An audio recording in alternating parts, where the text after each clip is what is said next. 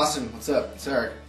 Hey, I just want to let you know that I'm really proud of you, man. Graduating high school, going to UCLA for college, even have a summer job, which a lot of people your age don't have. So congratulations, I'm really proud of you. You're really doing the whole young adult thing really awesome. However, Sunday night after Bible study, I found this. I think it's your Bible. It's not really cool ditching your Bible after Bible study. Bringing it to Bible study, that's really cool.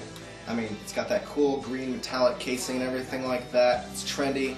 You can hit your sisters in the head with it if you want. It's really an awesome thing to have. But you don't have it. I have it right now. So what's going to happen in life when you need this thing, man? And it's in my hands, or it's on someone else's couch. Anyway, you don't need to hear anything more from me. I called my friend Ewan up. He's going to give you some spiels. And, yeah. Ewan, can you just take it away? All right. Thanks, man. Next time, try not to lose it. This weapon is your life. Go home and rethink your life.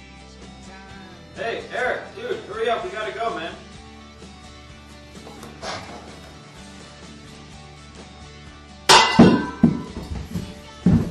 Wow, it works.